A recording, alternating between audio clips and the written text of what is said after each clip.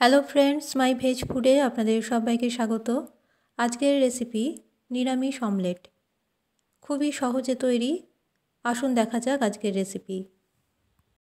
এর জন্য নিয়েছি 1 কাপ পরিমাণ ছোলার ডাল, 1 ইঞ্চির মতো আদার টুকরো আর 2টো কাঁচা লঙ্কা।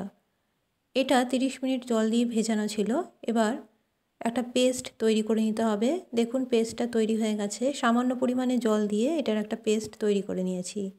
এবার এর মধ্যে দেব কিছু উপকরণ। প্রথমে দিয়ে দিচ্ছি স্বাদ অনুযায়ী লবণ, খুবই সামান্য পরিমাণে হলুদ গুঁড়ো, সামান্য কালো জিরে, দিয়ে দিচ্ছি 1 চামচ চিনি।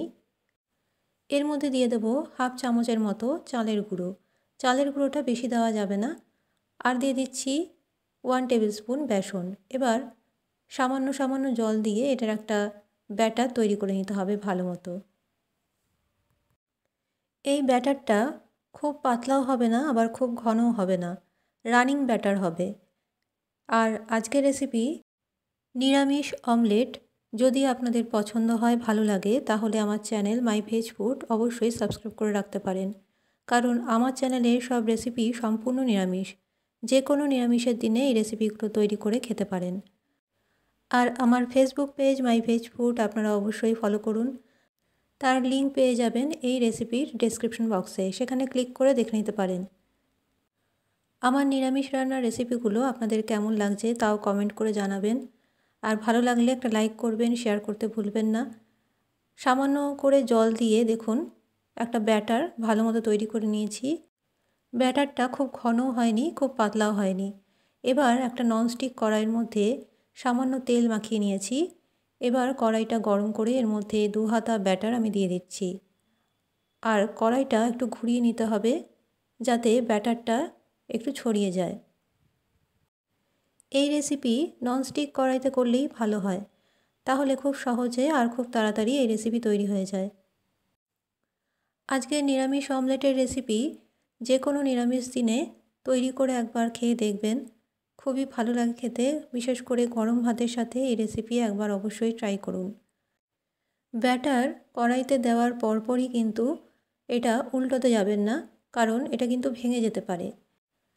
প্রায় 1 মিনিটের মতো রেখে যখন চারদিকটা একটু শুকিয়ে আসবে, তখন একটা চামচের সাহায্যে ঠিক এইরকমভাবে অমলেটের মতো করে ফোল্ড করে তুলে নিতে হবে। ঠিক এইরকমভাবে সবকটা অমলেট আমি তৈরি করে নিচ্ছি একই পদ্ধতিতে। দেখুন তৈরি হয়ে গেল নিরামিষ অমলেট। এটা দেখে কেউই বলতে পারবে না যে এটা নিরামিষ অমলেট। আরও একটা তৈরি করে আমি দেখাচ্ছি। কড়াইতে 2 হাতা ব্যাটার দিয়ে কড়াই একটু ঘুরিয়ে নিতে হবে যাতে ব্যাটারটা একটু চারদিকে সমানভাবে ছড়িয়ে পড়তে পারে। এরপরে এর ওপর থেকে 1 চামচের মতো তেল দিয়ে দেব। এখানে আমি সাদা তেল বা রিফাইন্ড অয়েল ব্যবহার করেছি। এবার তেলটা দিয়ে 1 মিনিটের মতো রেখে দিতে হবে। আপনারা ইচ্ছে হলে এর উপরে ছোট করে টুকরো করে কেটে রাখা টমেটো কুচিও দিতে পারেন। এবার 1 মিনিট এরকমভাবে রেখে অমলেটের মতো করে একটা চামচের সাহায্যে এটা ফোল্ড করে নেব, আর নিরামিষ অমলেট তৈরি হয়ে যাবে। এই রেসিপি শুধু মুখেও খেতে পারেন অথবা ভাতের সাথেও খেতে পারেন।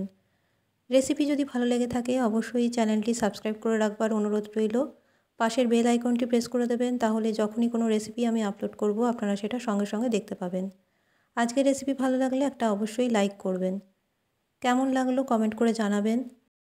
ব্যাটার তৈরির সময় চালের গুঁড়ো ব্যবহার করেছি। যদি চালের গুঁড়ো না থাকে তাহলে আপনারা কর্নফ্লাওয়ার ইউজ করতে পারেন। আজকের রেসিপি আশা করি আপনাদের পছন্দ হবে, ভালো লাগবে। আজকের সম্পূর্ণ নতুনভাবে তৈরি নিরামিষ অমলেট আপনাদের কেমন লাগলো অবশ্যই কমেন্ট করে জানাবেন। বাড়িতে একবার তৈরি করে খাবেন। আজকের মতো তাহলে আমার রেসিপি এখানেই শেষ করলাম। আবারও চলে আসবো নিরামিষ রান্নার রেসিপি নিয়ে। ভালো থাকবেন, সুস্থ থাকবেন। নমস্কার।